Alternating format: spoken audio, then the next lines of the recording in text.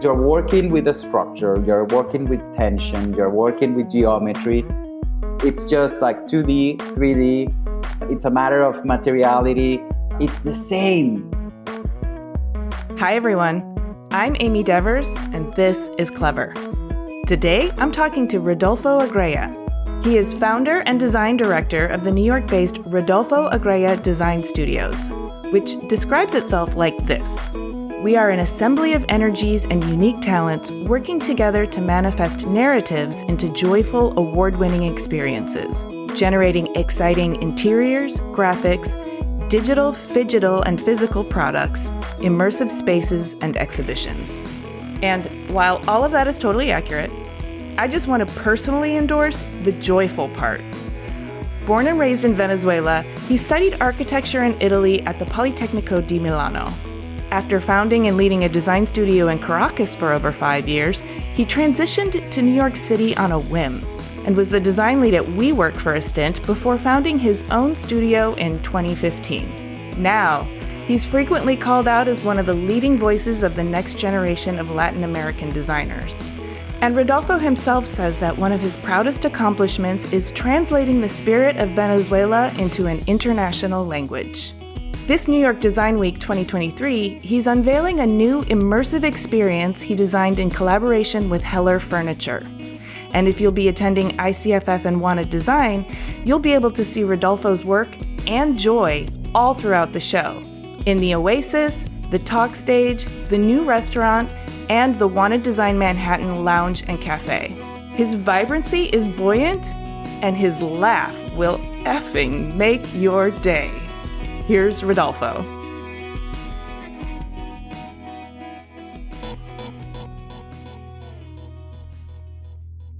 My name is Rodolfo Agrella. I live in New York. I'm the founder and director of Rodolfo Agrella Design Studio. And we are a studio devoted to create beautiful things, beautiful experiences, and I love it. You do love it. I can tell because your exuberance comes through in everything you do and all the ways you talk about it. So let me understand where all that love comes from. I'm originally from Caracas, Venezuela. I'm the youngest of four. My family is a huge family. The typical Latin family. I grew up in an amazing group of people, very diverse, being always a little bit like the weirdo. I have two brothers and a sister, and all of them are very sporty and they're older than me. And I was always the sentimental, the emotional, the artist of the family, let's say. My parents knew that, and my family knew that. I was recently talking to my mom and asking her why every Christmas I didn't receive like toys, like a bike or something. Everything was just markers, things to do, arts and crafts, because I was always creating stuff, always. Actually, the first thing that I ever got was a small table. Like it was like my size when I was a kid. And in that little table, I was able to do everything that I want. I was just there. That was my world. Basically, my first studio. That's amazing. I'm so fascinated with children's furniture because it allows you as a child to make believe that the world fits you and you're not like this small person in this big world. I always remember that little table as a very special one.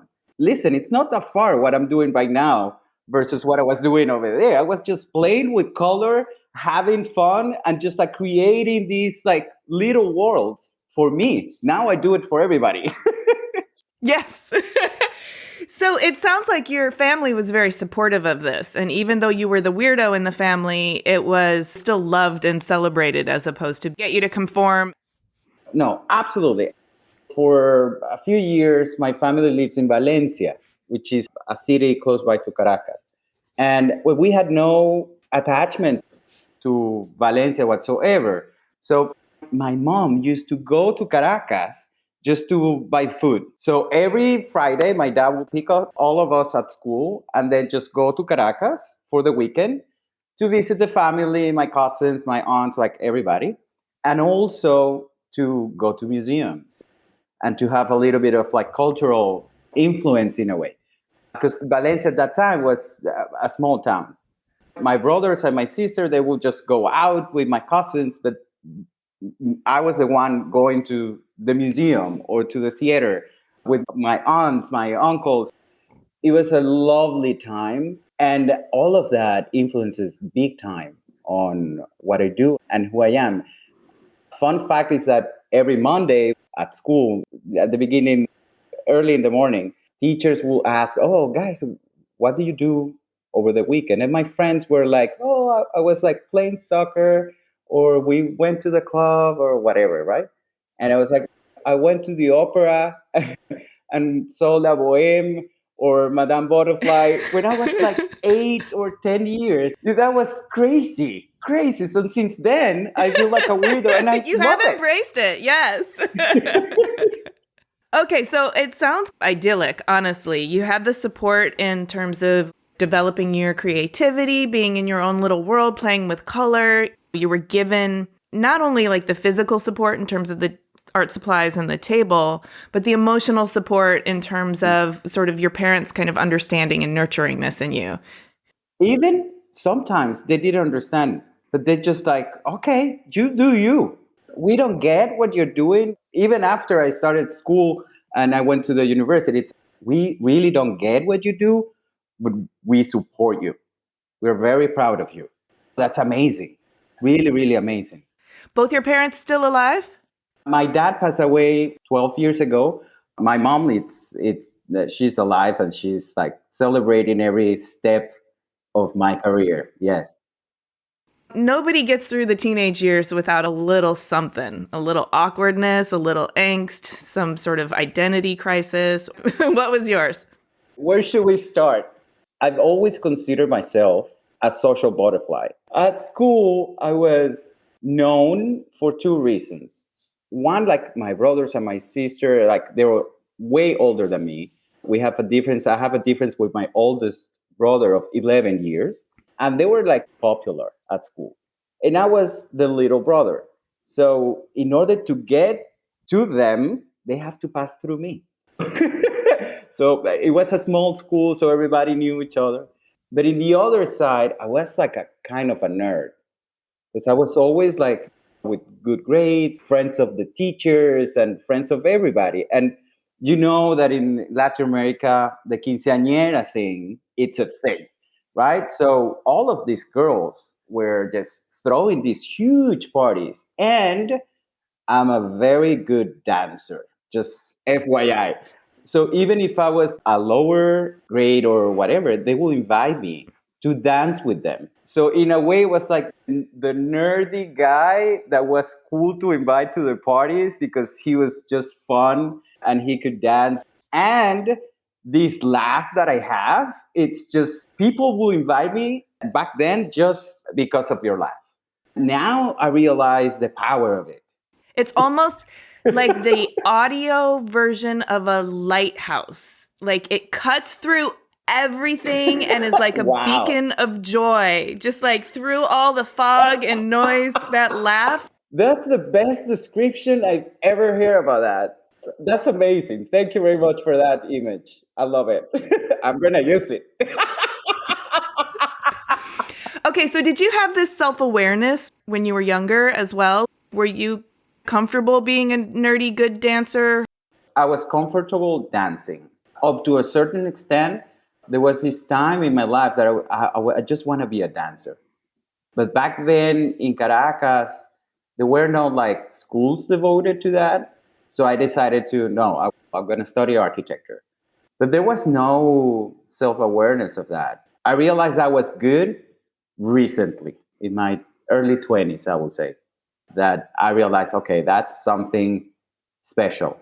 I need to keep adding energy to that and focusing on that, focusing that laser beam and use it for a bigger purpose.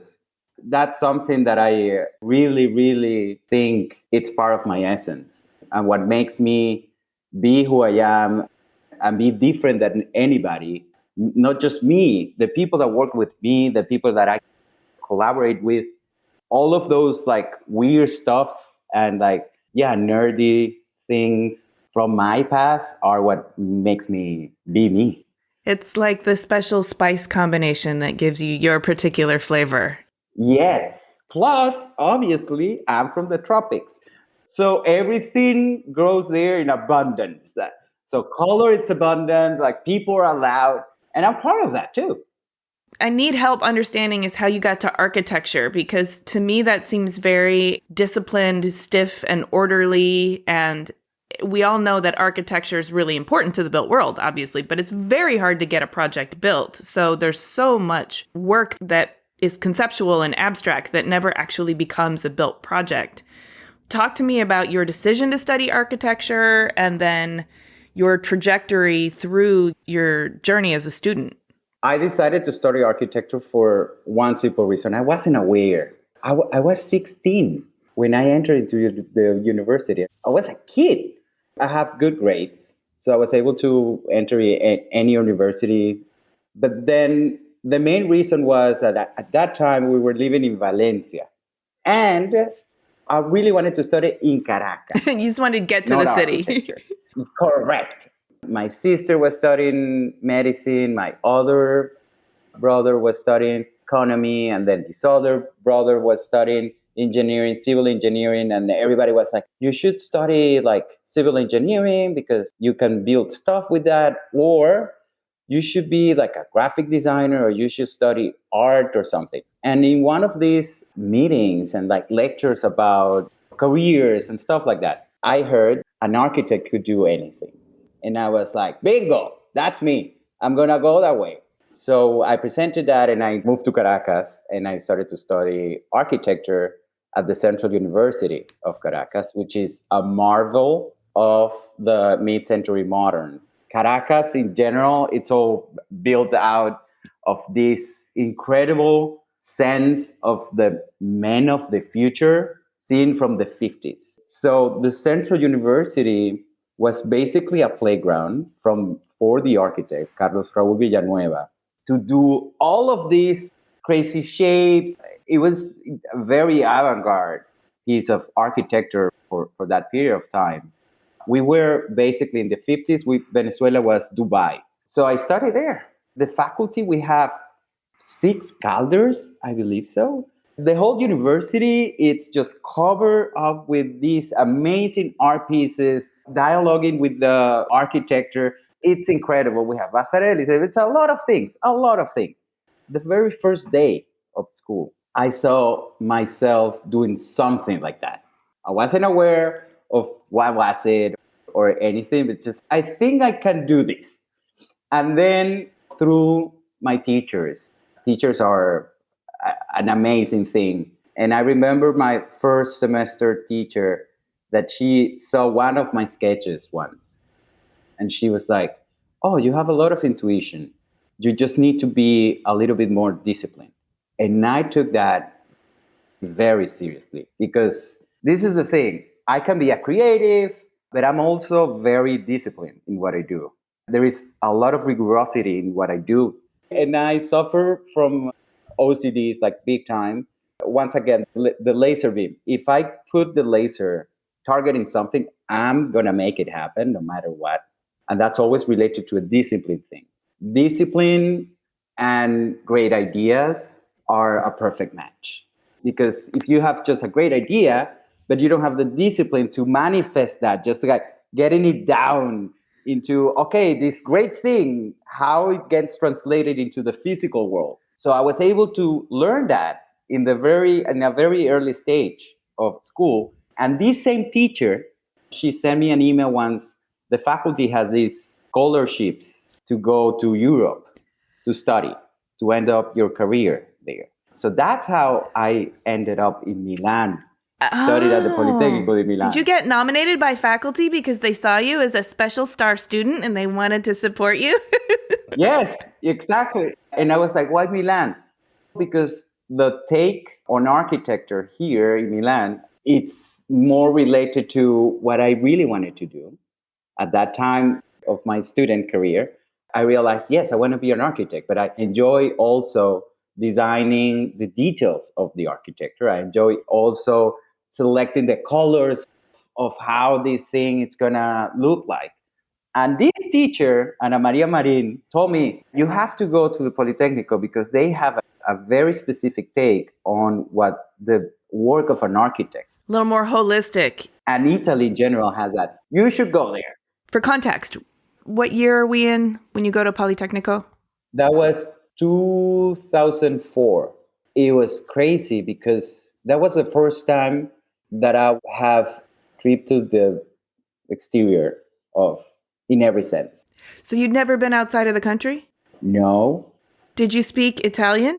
A little bit because in the Central University in Caracas, they have these lessons. They give you a month of lessons. So the only thing that I could say was ciao, sí, y no, because it's almost the same things and in Spanish. Fortunately, the Politecnico had this amazing program that they receive the students and they hold your hand at the very beginning and guide you through the Italian culture. And then you do you. It was really incredible. That first semester, at the beginning, I was complaining because we didn't have access to a lot of things, and you're comparing yourself to European students, to American students. And I had a little bit of that stigma of this guy from the third world. At some point, I remember a person that asked me, wait, where did you got that clothes that you're wearing? It was like H&M or like Zara or something like that. It's like, no. You got it here? Or because they have this image of Venezuela as just the Amazons. He thought that I was an indigenous person that will come here. And I was like, I need to change this. I really need to change this. So, fun fact is that the first semester that I was studying, these are big rooms with like 120 students per class. Chinotsuki, which is an architect, a famous architect here, saw my project and says, hey, wait, this is not eighth semester. We are on sixth semester here, fifth or sixth. And I was like, this is my year, the fifth or sixth. And he was like, why do you draw everything so precise? Like, why your building has beams? And I was like, because you need to. Otherwise, it won't stand up. Yes. In that sense, we were very technical in Venezuela. That was the gateway to start working with Chinotsuki. He was looking for an intern. Everybody was like dying to get that intern position. And I didn't knew who he was, to be honest. I knew that he was known here, but not that known. So when I got into that Monday to the studio and I saw that, it was like, okay, I can do this. But it was also celebrating what I learned back in Caracas. Yeah, so this sounds like actually not just you being selected because you're an exemplary student, but also somebody who recognizes the blending of your Latin American flavor plus your studies with their Italian sort of mindset and their practice could be a good thing. Yes, absolutely. A celebration of that melting pot, because it provides an international flair to everything. And obviously, my approach to color and the way I see things, and it's just not me. Everybody that was in that studio was like international, with people from Japan, people from Poland, from America too. Obviously, that's like just adding layers of multiple perspectives to a single project. That's super smart. I want to do the same. I'm doing the same actually. That makes sense. This is where all the seeds were planted. So while you're in school for architecture, you're also getting into product design as well, right? Sort of, because I was very interested into see how the handles were made and how a handrail could just end up in a curve or something. So your attention to detail pulled you all the way through, not just fit and fixture, but then color, surface treatment, and then the items that would be placed in there, because that's what creates the environment, is all of it together. Correct. In the end, it's about the story, that it's narrated in multiple scales. And I remember one day a teacher that was like, after I studied here in Milano, I had to go back to Caracas because at that time they didn't have a double titulation program that you get your title in Caracas and then here, like in Italy, you graduate as well as an architect. But then back then, I had to get back to Caracas to present my thesis there. And a teacher, when I was doing my thesis, it was a convention center. I remember that clearly because I was super excited for the Milan fair. And it was like, Venezuela needs a convention center, so I'm going to design it. And during that process, that another teacher just saw one of my corrections and says, listen, you should do graphics too because the layout of these like floor plans and like how you're presenting your stuff, it's really cool. And then it opens up a whole conversation that basically architecture, graphics, and then I translate that and scale that to product as well.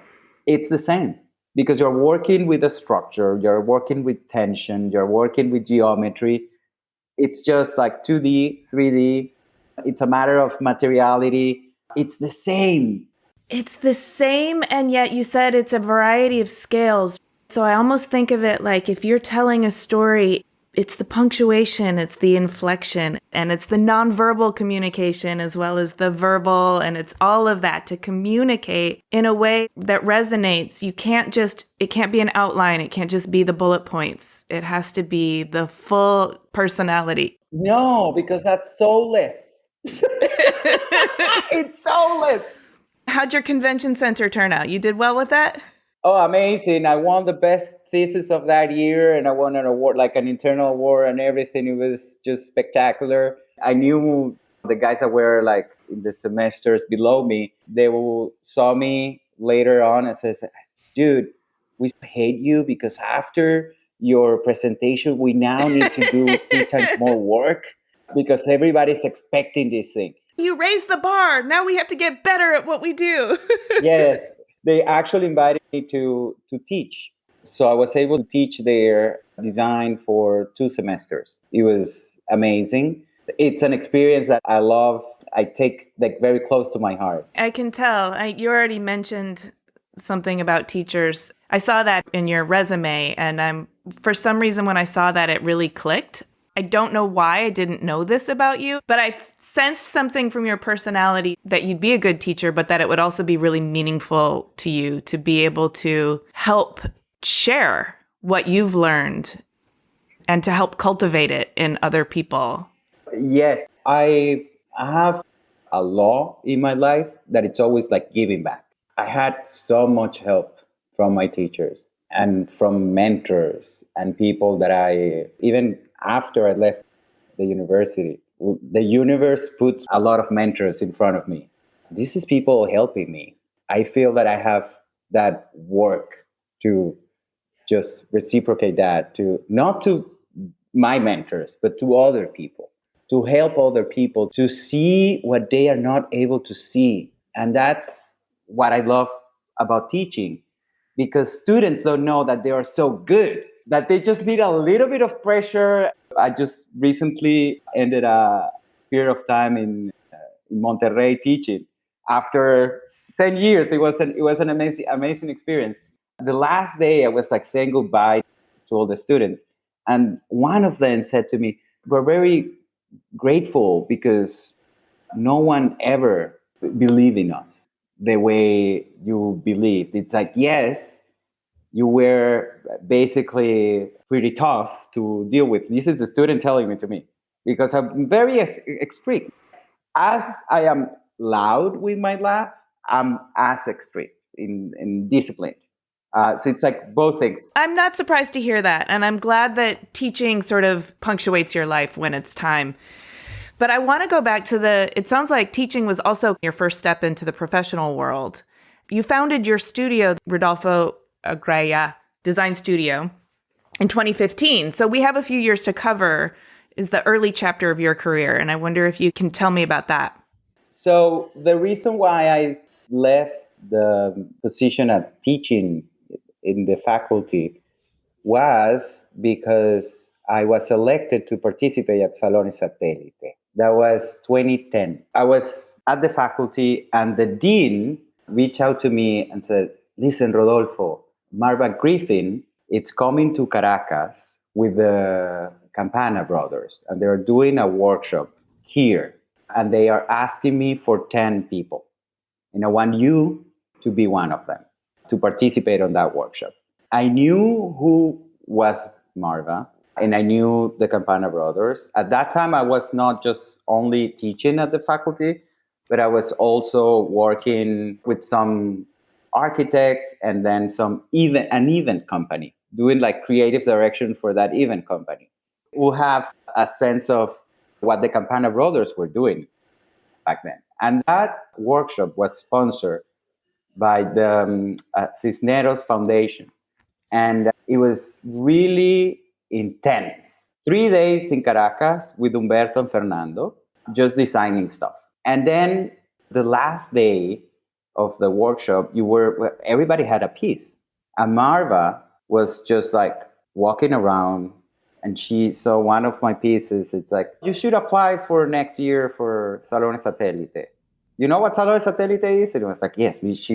I was super scared of her, really scared of her. And I was like, yes. So I applied, and I prepared everything to go there. And I presented the first time that I exhibited internationally was 2011 at Salon Satellite. And that's where I felt my career was launched formally in a very interesting way, because I didn't have any money to go. I struggled a lot in order to produce stuff in Venezuela, do the prototyping and all of that. And I was counting with the cultural branch of the government just to help me pay for some things. And they said, we will send everything to Milan. Nothing arrived. They never sent it. And I was in Milan at Salone del Mobile. Days will pass by, and I was like, where are my stuff? Where are my stuff? Where are my stuff? So are you just there in an empty booth? Yes, but listen to this. I knew that was a special occasion. I reached out to the best people that I could, and I actually reached out to Bofran, who's an amazing photographer in Venezuela. He was like the top product photographer in the country, and I just reached out to him and says, listen, do you know who Marva Griffin is? Yes. Do you know what Salon Satellite is? Yes. Okay. So I was invited I was selected to go to the Salon Satellite, and I need really good pictures of my products because I need to show my products. I don't have any money to do this. And I show him the project, and he looked at me and says, I'm going to get pissed if somebody else shoot that. I really love the project. I really love your energy. Let's do it. And that happens with other person too, Valentina Sente, who she had a gastronomic lab. And the first piece that I designed was a cookie because I wanted to do some like food design stuff. And she says exactly the same. I had very good pictures of my products. So the day before the show opened, I went to a printer house, just like print huge posters of my products and then put it there because I said, you know what? I travel up all the way to here, back to Milan, to not to sell a product. I'm selling myself and my ideas and the way my approach to design. So I was there the whole fucking week teaching out my products, my things. Marva was pissed. And I was like super scared of her because she's Marva Griffin. But then something magical happened. The first day of the show, this German guy came. It was the first day, like the first hour of the show. And he just stopped by because all the manufacturers, just the first thing that they go, it's a Salon Satellite. This guy looked at these servers that I designed and made in stainless steel. And he was like, do you do that in plastic? And I was like, no, I can do it in stainless steel because in Venezuela, we don't have like plastic. And he, no. Don't worry, I will do it. So that was Stefan Koziol from Koziol in Germany. He gave me his card, and I wasn't aware of what Koziol was or who he was. But the fun thing about the Salone is that the people that it's next to you, it's like either from Germany or from, I have Nautamura in front of me, and we became friends because of that. And I was just like, go to these German guys. Do you know who's this Stefan de Cusiol? It says that he's from Germany. It's, dude, this guy, it's like the top notch thing. Oh my gosh. The first hour, you don't even have any product. You just have photos. Yeah, exactly. Exactly. So by the end of that first week, I was able to go, and I'm always joking with Marva about that because after we became like super close friends. At this point, she's like my design godmother, I will say. And she's one of these mentors that the universe had put me in front. I love her. I remember that by the end of that week, it was just like, Marva, I have good grades. Like a kid that goes to the mom and says, hey, listen, I have good grades. I have a contract. I signed a contract. And then that product was the one that the first international product that I launched and the one that won the special mention at the German Design Award. It's an amazing story that I always love to tell because, and then especially in shows and things, when I see people that it's like, oh no, I'm not going to do anything because I don't have the resources, or it's like very uphill for me, or people that, I have a mirror and then the mirror breaks like in the middle of the installation. It's like, oh my God, what I'm going to do? Nothing. You just be there and pitch your idea. You're here to pitch your idea so people can know you.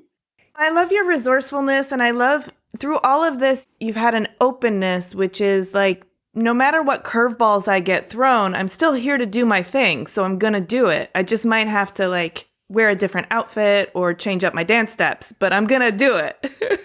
Yes. Yes, absolutely. That's part of being Venezuelan, to be honest, because Venezuelans are highly resilient people. We develop a magnificent approach to adapt to things. Especially, I'm always saying that Brazilian soccer players, they're trained on the sand at the beach, which is the worst condition. And they're very good playing at the beach.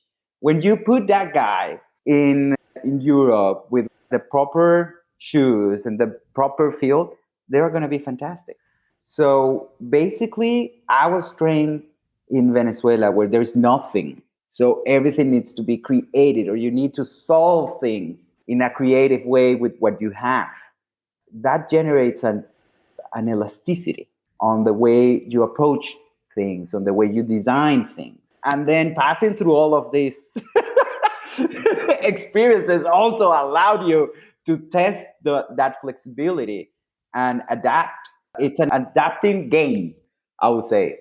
I like that you phrase it as a game, because I do see you treating it as like a soccer practice, or like you're gamifying it in some way. You're like, no, this is all just how do I get better at this?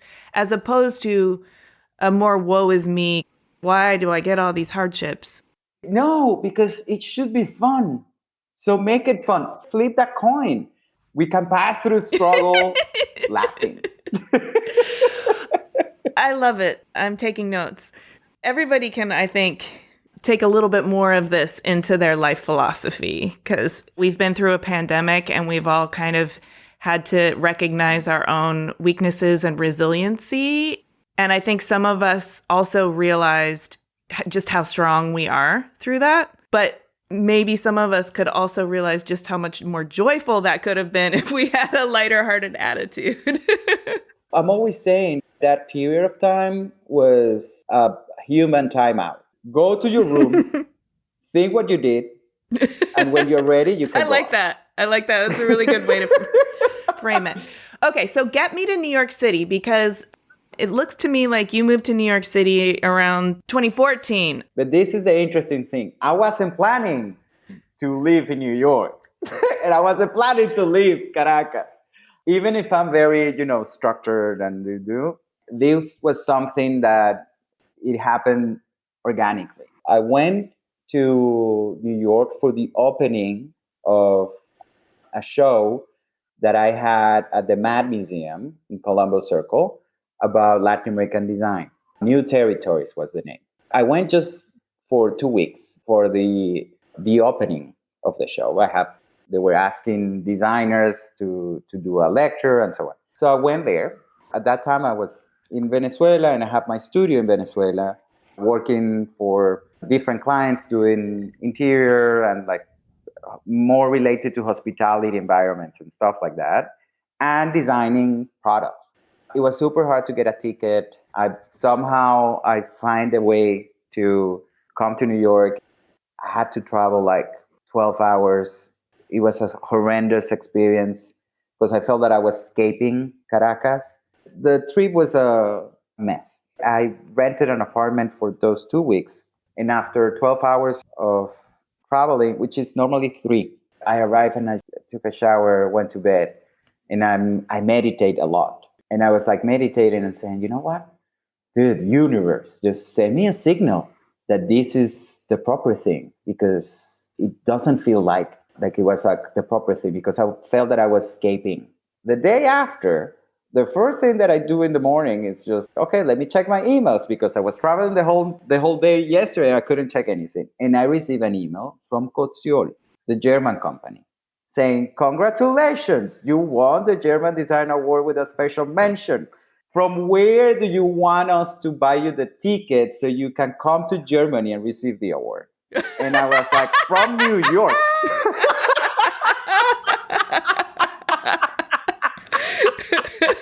So after that, I went to I went to Frankfurt to receive the award, and then that was like 3 months. The time was like 4 months. It was like the opening of the show in New York was like in November, so I was able to spend Christmas with my family in Seattle, and then after that, I would go to Germany, and then during that time, everything in Venezuela started to be on hold. Projects, a lot of cancellations and stuff. And I was like, okay, this is another signal that I have to read very clearly. I'm gonna be in between Europe and Latin America. So the best place is to stay in New York. So I moved to New York and I have no contacts here besides the people that I knew from the show. What should I do? How do I open up a studio here being nobody in New York? So a friend of mine was working at that time at WeWork. He said, you know what? They're looking for designers, architects, graphic people, product people. Okay, this makes sense in the overall scheme of things because I need to learn the codes, how people work in US. Building codes, but also the social codes. Correct.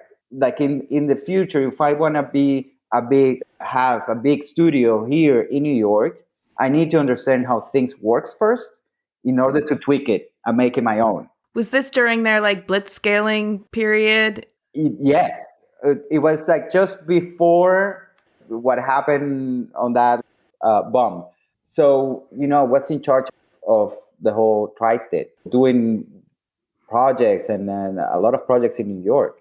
And I could tell how hard it is to connect architecture, design, graphic, and product from the American perspective.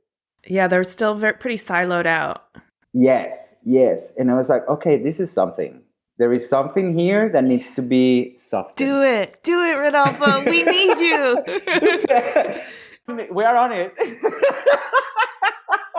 So yeah, I discovered that there is an umbrella that can coordinate all of this and make it cohesive and create an experience through all of these things. And because I basically don't care about the difference between one thing and another thing, or the limits between the disciplines, I don't care. I know people will just say, Rodolfo, because it's the Venezuelan Italian stuff. No, it's true. Compartments are not great. And especially within the design world, that you need to be open to collaborate, to overlap stuff without ego, because it's an ego thing. So I open up my studio, Rodolfo Agrella Design Studio, and now we do all of that. Yes, I know. Okay, so You opened the studio in 2015, so you've been at it for 8+ years. So give me an overview of what the studio does. And I know you do everything, but maybe flesh it out in a little more detail. And then I would love for you to take one project, let's say, and illustrate your creative process through the whole thing. We do product graphics, exhibition design, interior design, and architecture. We basically work with space and what you experience within that space. That's what we do in Rodolfo Agrella Design Studio. We have a team. That's why I like to, when I talk about the studio, I talk in plural because we're a lot of people. Even if I'm the face of the studio, we're a group.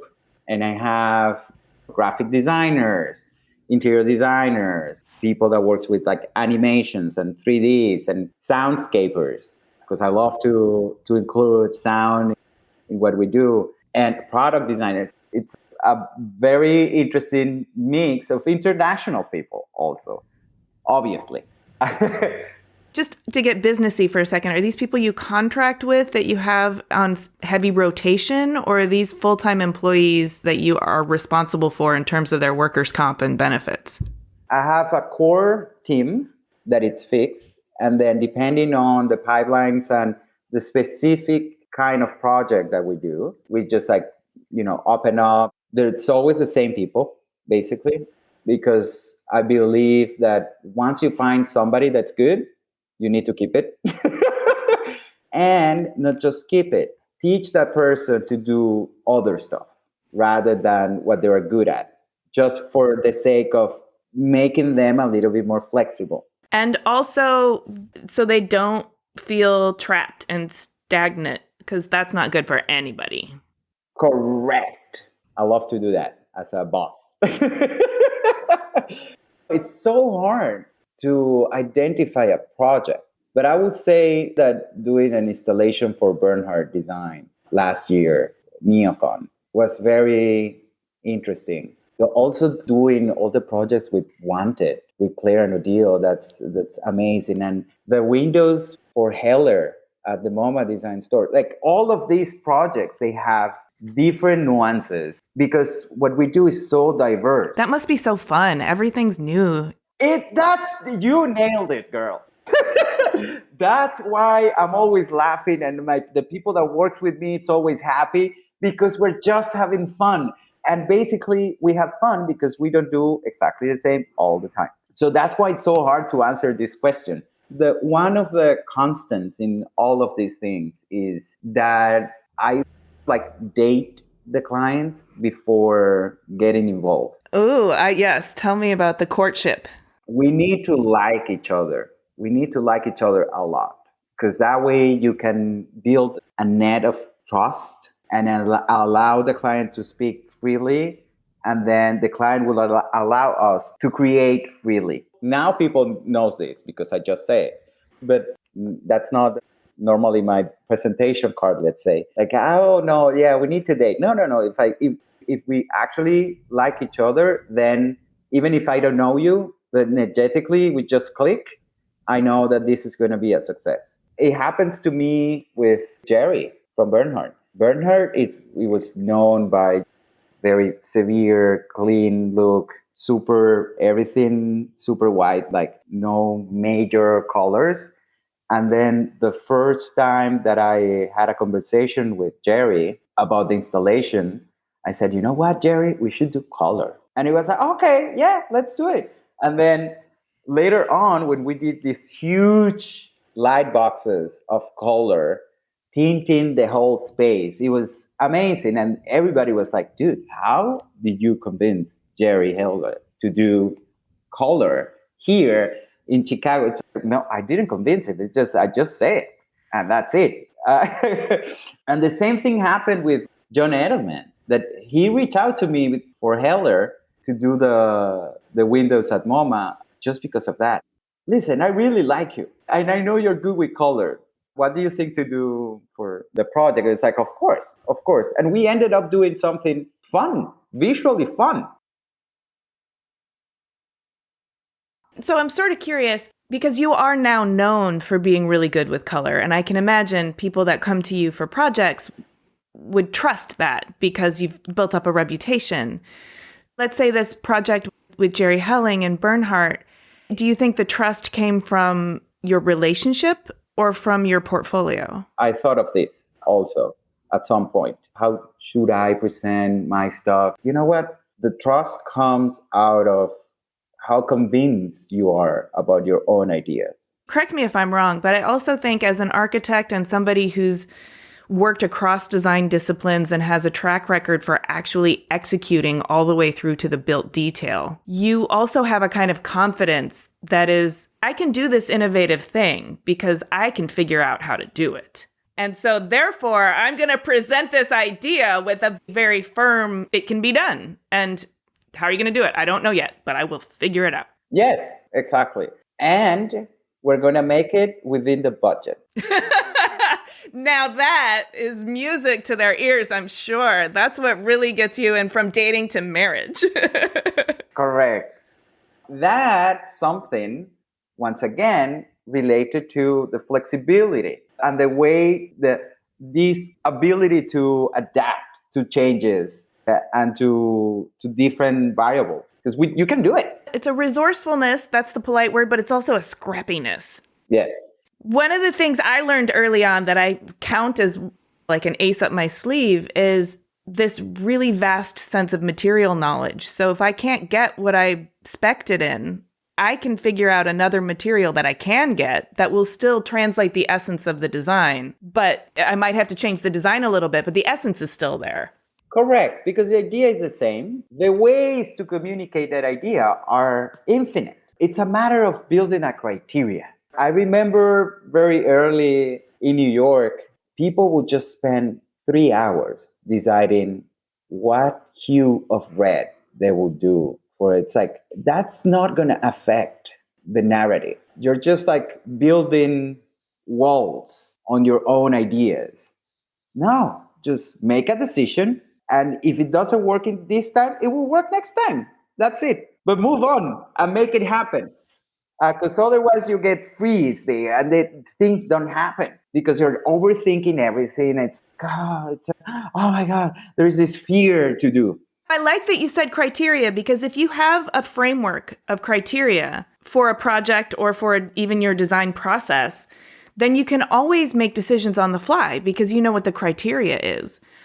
But if you're just given like one tiny portion of a project and you're not part of the greater whole, then of course you're trying to make your little portion sing, but it's only like being given one paragraph in a play.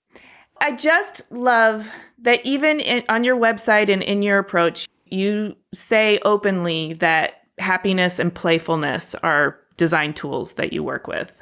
Clearly. Yes. I like that those are both ways of being, not dogma. So what happens then is that comes through in your design in a way that each individual gets to translate into resonates with their own sense of happiness and playfulness. Correct. So I want to ask you, I guess, a personal question about that, which is your joyfulness appears to come naturally, and I'm sure it does, but joyfulness is also a choice, and it's a practice, and it's something that needs to be cultivated and maintained. And so it's a two-part question. How did you learn that, or who from? And when it's challenged, how do you protect it or get back to it? Yes, this is such a bar question, Amy. Brava. Because you are tapping into what I consider the essence of me. I learned to laugh a lot and to be joyful even on hard times, thanks to my grandpas, both of them. They were just amazing guys that they were just like laughing all the time.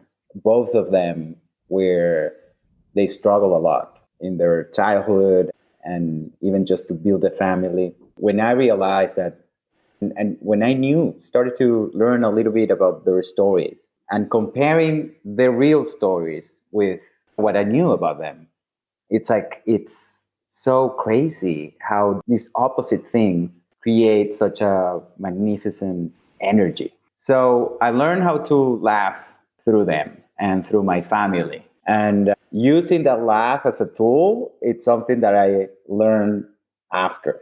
You mentioned that early on, so talk to me about that.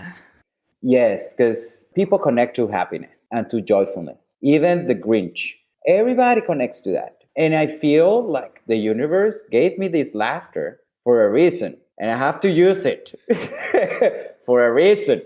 And it comes naturally. I can tell. Yes, I'm obsessive and I structure things working wise. But this thing, it's not, it comes naturally. I learned how to, let's say, recharge that tool. I meditate a lot. I have a lot of me time, let's say. This is going to sound crazy, but I consider myself an introvert.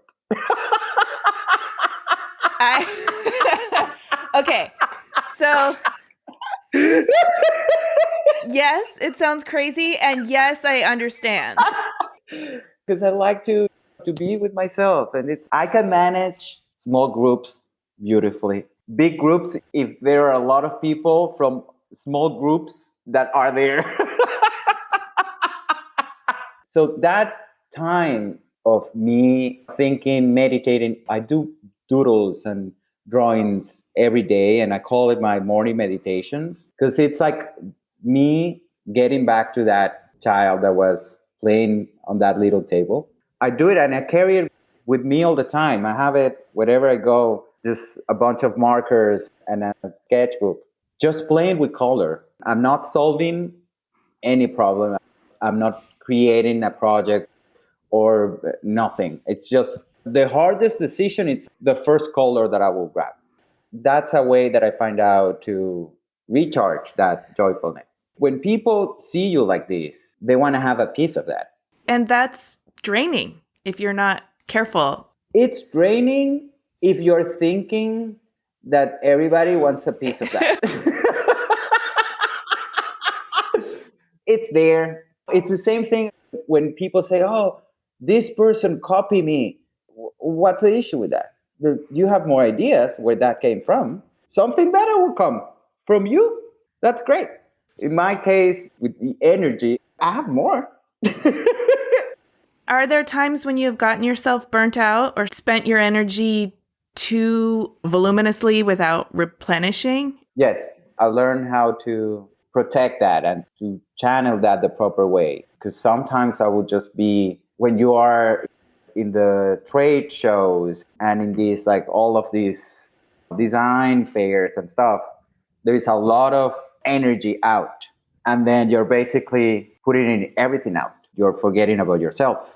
And then when the fair is off, then you have a full week of recharging. That happened to me a couple of times. I realized this. I need to find tools, more than tools, an unconscious criteria. Same as in design. I don't need to be liked by everybody. It's a matter of being true to yourself, to be loyal to yourself.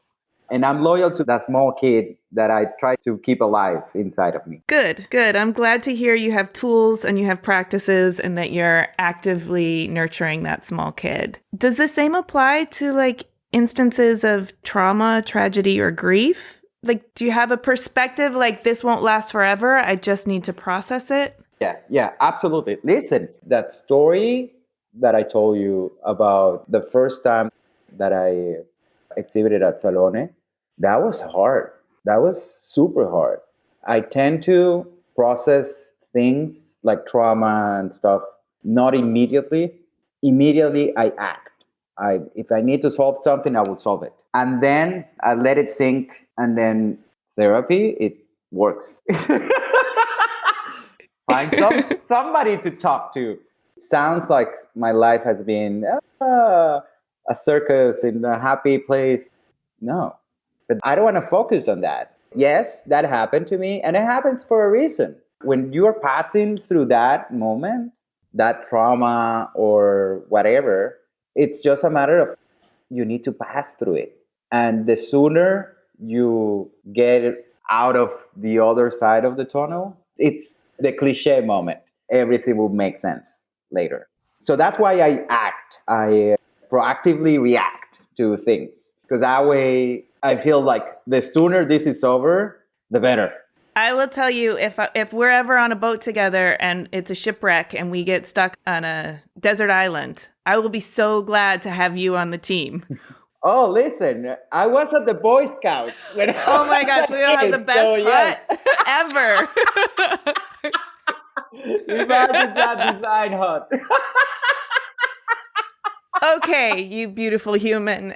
Your life is in progress. So cast your vision to the future and tell me something that you want to cultivate or to draw into your life in order to fill out the picture. I don't want to fill out the picture because that frame, it's always going to get bigger. I would love to keep doing what I'm doing on a larger scale. Yes. I would love to impact larger audiences. And I would love to connect the past and the future. That's what I would love to do. We're working on it. I'm very interested into Venezuelan indigenous people, arts and crafts. There is a lot of industrial design knowledge there without knowing. I'm very interested into the metaverse and what that thing that everybody's scared about, how is that going to actually actively translate in the near future? If you look at things, 20 years ago, there were no iPhones. Now everybody has one. 20 years ago, it was a crazy idea. So we are at the moment of the century that somebody needs to do it, to grab that opportunity. And we are here to do that. That's something we're actively building. Can't wait to see how that unfolds. That was a nice tease for the future. I know you're in Milan now. I can't wait to hear the reports, and I can't wait to see you in New York and to see the installations that you're doing for Wanted Design and ICFF. Also Heller. We're doing Heller Gallery, Next Generation of Modern. It's an installation that we're doing to launch new products, and it's basically the first installation that Heller does during the design week. So I'm very happy to be able to design that. Will it be at the show or is it out at an offsite?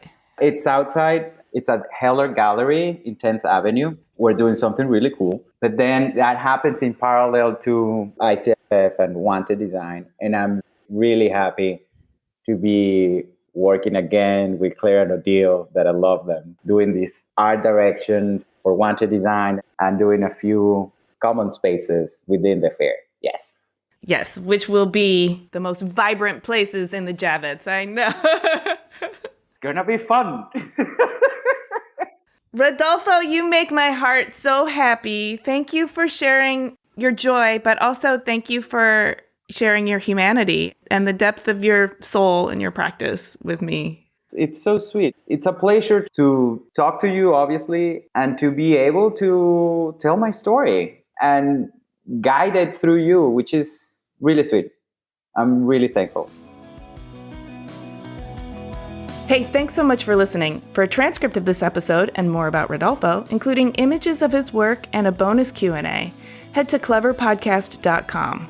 If you can think of 3 people who would be inspired by Clever, please tell them. It really helps us out when you share Clever with your friends. You can listen to Clever on any of the podcast apps. Please do hit the follow or subscribe button in your app of choice, so our new episodes will turn up in your feed. We love to hear from you on LinkedIn, Instagram, and Twitter. You can find us at Clever Podcast, and you can find me at Amy Devers.